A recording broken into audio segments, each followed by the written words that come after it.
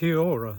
My name is Dame Stevens, and I'm speaking to you from Aotearoa, New Zealand, my home. Tēnā koutou katoa. Change is inevitable. It's not a new thing. I quote, "The secret of change is to focus all of your energy not on fighting the old, but on building the new." That was Socrates, a Greek philosopher who died more than 2,400 years ago. I was blessed with aphasia 11 years ago. Blessed because I had to reinvent myself, and that was a good thing, mostly. I was a teacher, a marketing director, an event manager, but after my stroke, I couldn't do these things confidently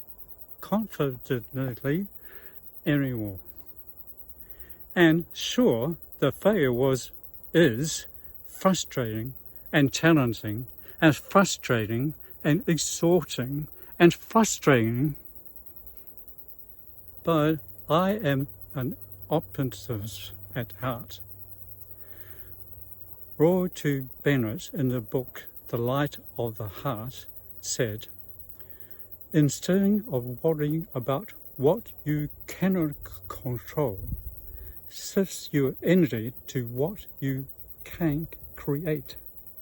That's optimism.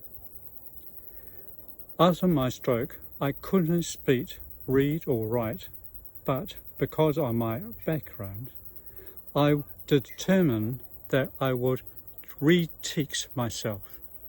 I would reinvent myself. So I became an author. I have 4 books now, the Suspect Speaker series.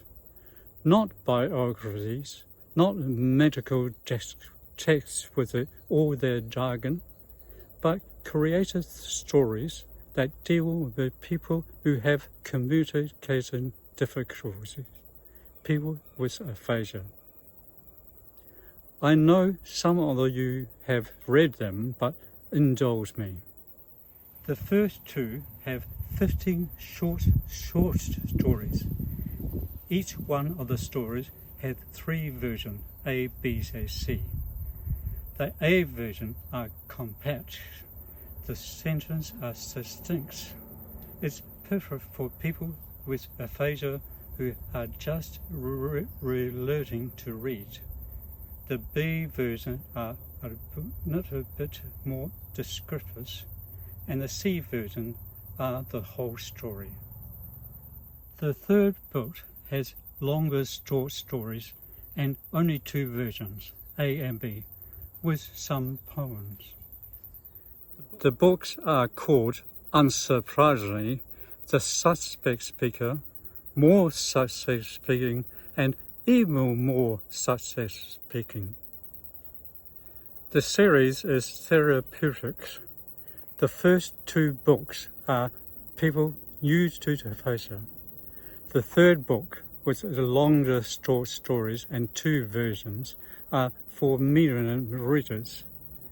The different versions are progressive because the readers know the structure of the story, and the full versions are perfect for the family members or carers to read to the story to their loved ones with aphasia.